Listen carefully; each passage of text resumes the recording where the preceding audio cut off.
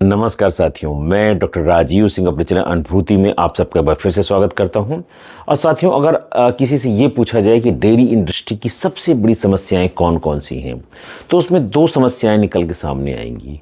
एक पहली है मैस्टाइटिस की, थनैला की, और दूसरी है रिपीट ब्रीडिंग की। रिपीट ब्रीडिंग मतलब हमारे जानवर जो है वो कंसीव नहीं कर रहे हैं, गाभिन नहीं हो रहे हैं। बार बार हमारा पशु गर्म होता है, हम उसमें सीमेंट डलवाते हैं या हम उसे नर पशु के पास ले जाते हैं और उसके बाद भी हमारा पशु गाभिन नहीं ठहरता। अगले महीने बाद या 2-4 महीने बाद वो फिर से हीट में आ जाता है।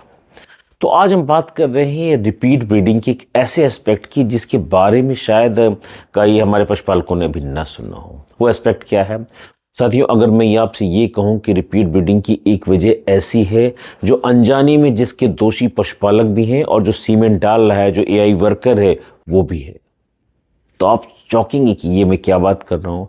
जी हाँ, मैं बात कर रहा हूँ जेस्टेशनल हीट की। अभी जेस्टेशनल हीट क्या होती है और क्यों इसकी वजह से मैं कह रहा हूँ कि आपके पशु रिपीट ब्रीडर बन जाते हैं, आइए जानते हैं इस वीडियो में।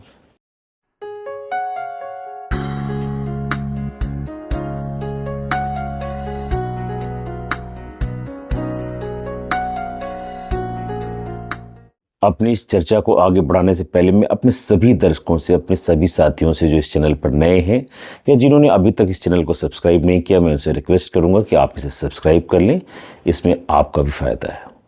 तो साथियों, आज हम बात कर रहे हैं जेस्टेशनल हीट की और इसकी क्या सिग्निफिकेंस है, किस तरह से ये पशुओं को रिपीट ब्रीडर बनाए।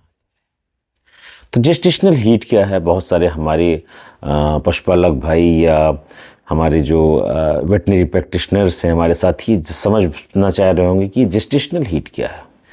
तो जेस्टेशनल हीट ये है कि जब आपका पशु प्रेग्नेंट हो चुका है, वो गाभिन है, भले वो 21 दिन का गाभिन हो, 42 दिन का गाभिन हो या 100 दिन का गाभिन हो, लेकिन उसके बाद भी उसमें हीट जैसे सिम्टम आए, वो गर्मी में आए।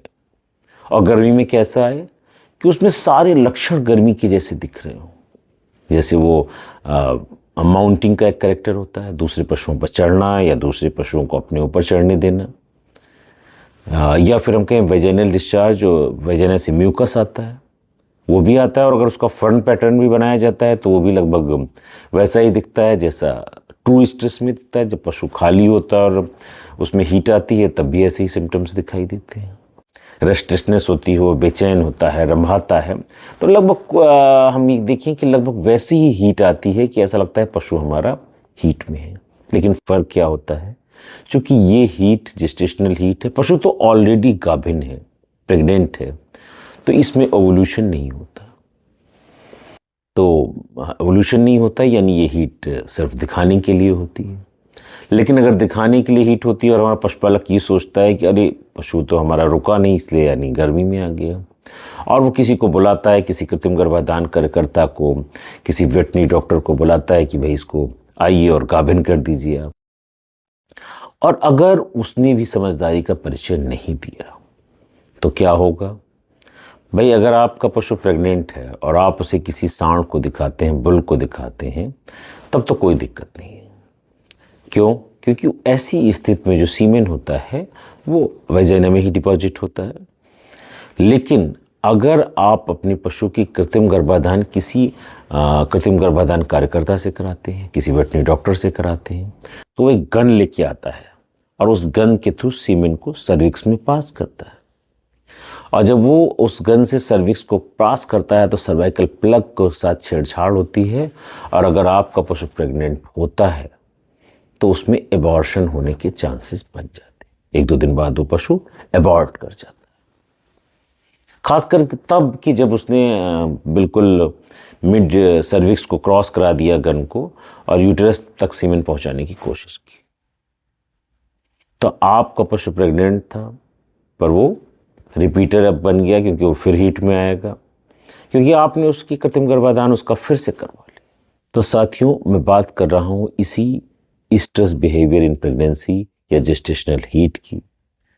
भैंसों में भी क्या होता है, कई बार उनमें एक साइन दिखाई देता है, लोग बोलते हैं वो डोके कर रही है, यानी उसके टीट्स में, उसके थनों में दूध उतर आ जाता है। जब दूध उतर आता है तो ऐसा लगता है कि अरे पशु तो हीट में आने वाला है। लेकिन ऐसा बिल्कुल नहीं है कि अगर ऐसा हो रहा है पशु हीट के और लक्षण दिखा रहा है तो इसका मतलब वो गाभिन नहीं है।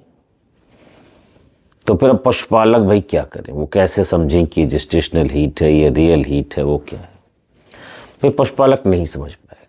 पशुपालकों को मैं ये सलाह दूंगा कि अगर आपको लगता है कि आपका पशु में आपने कंसीव करा लिया और उसके बाद वो हल्की फुल्की हीट में आता है, तो आप जो भी आप कृत्रिम गर्भाधान कार्यकर्ता आ रहा है उसको सतर्क कर दें कि भाई पहले देख लो कि ये गाभिन तो नहीं।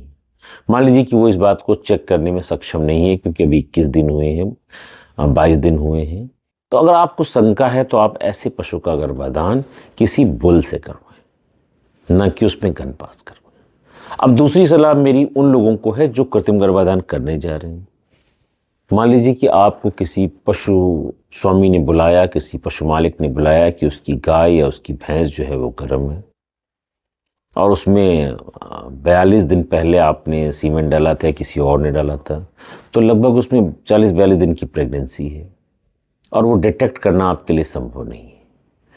तो जब आप उसको सीमेंट डालें तो मैं हमेशा सलाह दूंगा आप लोगों को कि अगर ऐसे पशु में जिसमें आपको शंका है कि ये जेस्टेशनल हीट हो सकती है, ये पशु गाभिन भी हो सकता है, तो आप सीमेन को जो गन है आपकी उसको कभी भी मिड सर्विक्स के आगे न ले जाएं। आप उसको सर्विक्स की शुरुआत से, सर्विक्स की ओपनिंग से मिड सर्विक्स के बीच में ही सीमेन डालने की कोशिश करें। ऐसी स्थिति में अगर प्रेगनेंसी होगी भी तो हो सकता है कि आपके सीमेन से वो नुकसान ना हो अगर आप सर्विक्स की शुरुआत में ही सीमेन डाल देते। लेकिन अगर आपने वो गन पूरी क्रॉस करा दी यूटेरस तक, तो ऐसी स्थिति में अगर वो जेस्टेशनल हीट थी यानी पशु अंदर से प्रेग्नेंट था, तो आपको 1-2 दिन बाद वो शिकायत मिलेगी कि भाई आपने तो चेक नहीं किया और ये पशु लगता है गाभिन था।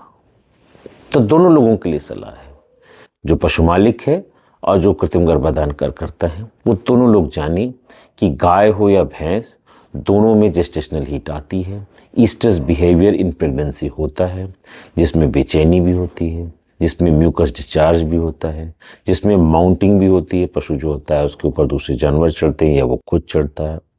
तो इस तरह के सारे लक्षण वो हीट के दिखाते हैं। तो इसलिए सतर्क रहें इस बारे में, क्योंकि कहीं अगर आपने बड़ा मुश्किल से कोई जानवर कंसीव हुआ है और आपने उसकी जेस्टेशनल हीट को नहीं आइडेंटिफाई किया और उसकी एआई कर दी और बाद में एबॉर्शन हो गया, तो उसके दोषी फिर जो कृत्रिम गर्भाधान करता होते हैं वो बन। तो दोनों लोग इस बात का ध्यान। धन्यवाद साथियों।